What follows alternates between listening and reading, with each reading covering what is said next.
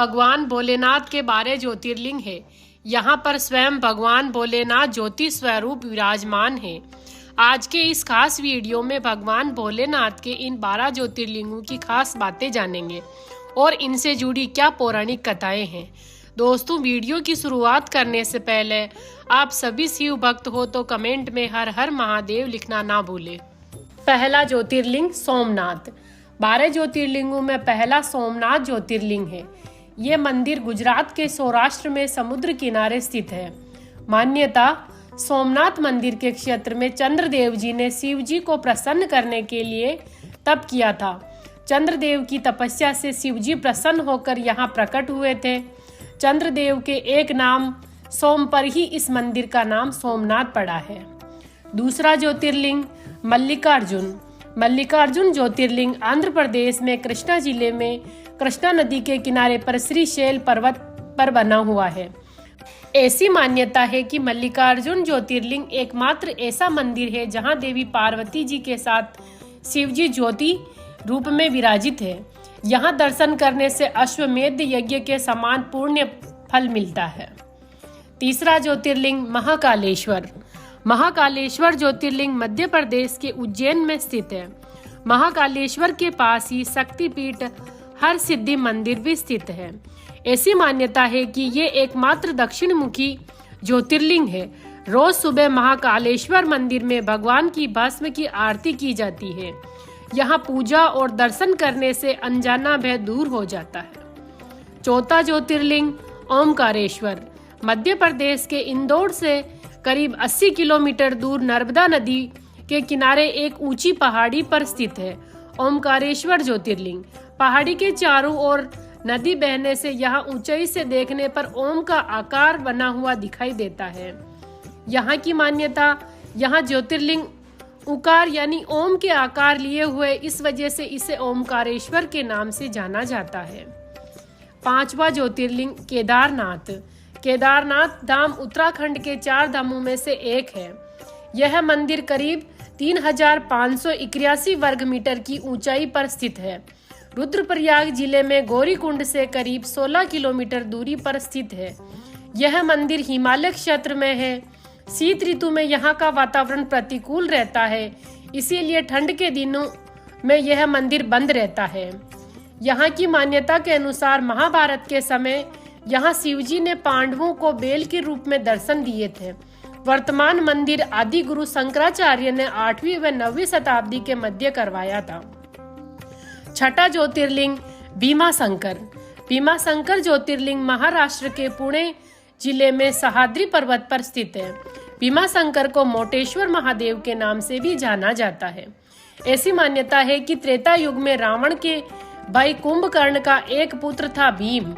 जब श्री राम ने कुंभकर्ण और रावण का वध कर दिया, तब भीम असुर श्री राम और विष्णु जी से बहुत क्रोधित हुए थे।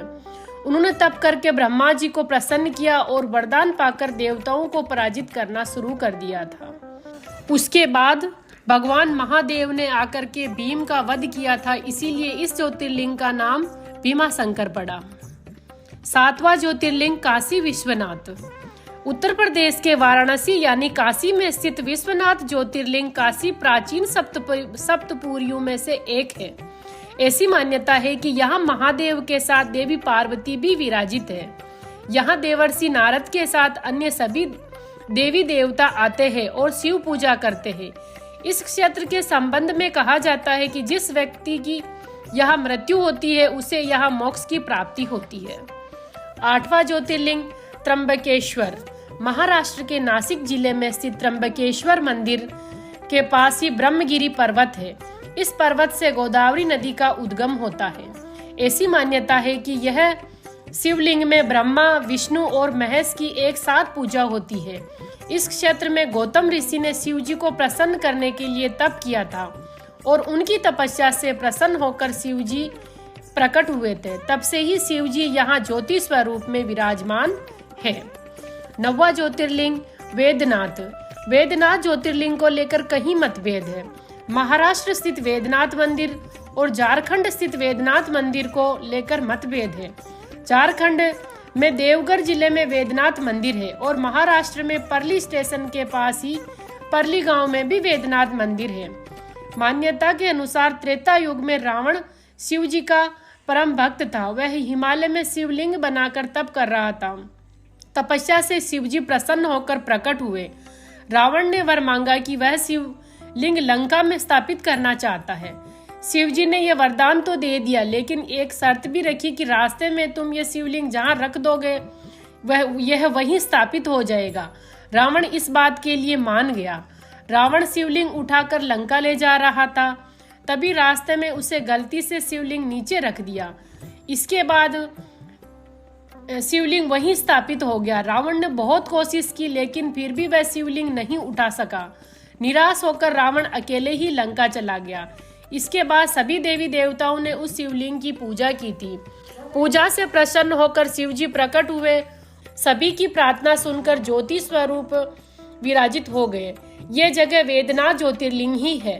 प्रसन्न होकर शिव जी प्रकट हुए थे, तब से ही यहाँ ज्योति स्वरूप में महादेव विराजमान है। शिव पुराण के अनुसार बाबा वेदनाथ झारखंड में स्थित है। 10वां ज्योतिर्लिंग नागेश्वर। यह ज्योतिर्लिंग गुजरात के द्वारका में स्थित है। द्वारका से नागेश्वर ज्योतिर्लिंग की दूरी मात्र 17 मील की है। मान्यताओं के अनुसार शिव पुराण की रुद्र संहिता में शिव जी का एक नाम नागेंस दारुकाव ने बताया गया है। शिव जी नागों के देवता है और नागेश्वर का पूर्ण अर्थ नागों का ईश्वर है। 11वां ज्योतिर्लिंग रामेश्वरम। यह ज्योतिर्लिंग तमिलनाडु के रामनाथपुरम में स्थित है। मान्यताओं के अनुसार त्रेता युग में रावण वध करने के बाद श्री राम लंका से लौट रहे थे। उस समय श्री राम दक्षिण भारत में समुद्र किनारे रुके थे। श्री राम ने समुद्र तट पर बालू से शिवलिंग बनाया और उसकी पूजा की थी। मान्यता है कि बाद में शिवलिंग वज्र के समान हो गया। श्री राम द्वारा बनाए गए शिवलिंग को ही रामेश्वरम कहा जाता है। 12वां ज्योतिर्लिंग अंतिम ज्योतिर्लिंग कृष्णेश्वर। कृष्णेश्वर महाराष्ट्र के औरंगाबाद के पास दौलताबाद क्षेत्र में स्थित है। इसे कृष्णेश्वर या गुष्मेश्वर के नाम से भी जाना जाता है। मान्यताओं के अनुसार पुराने समय में सुधर्मा नाम का एक ब्राह्मण था। उसकी पत्नी सुदेहा थी। उसकी कोई संतान नहीं थी, इसीलिए सुदेहा ने सुधर्मा का विवाह अपनी छोटी बहन गुस्मा से करवा दिया। गुस्मा शिव भक्त थी। शिव जी की कृपा से गुस्मा को पुत्र की प्राप्ति हुई। बाद में सुदेहा अपनी ही बहन गुस्मा से जलने लगी थी। जलन की वजह से सुदेहा ने अपनी बहन के बेटे की हत्या कर दी और एक कुंड में बेटे का शव डाल दिया। जब ये बात गुस्मा को मालूम हुई तो वह दुखी हुए बिना शिव पूजा करने लगी।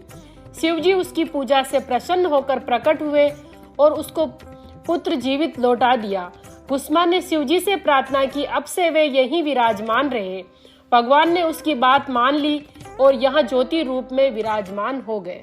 आपने अभी तक कौन कौन से ज्योतिर्लिंगों के दर्शन कर लिए हैं? जिन जिन ज्योतिर्लिंगों के दर्शन कर लिए हैं उनका नाम कमेंट में लिखना ना भूलें।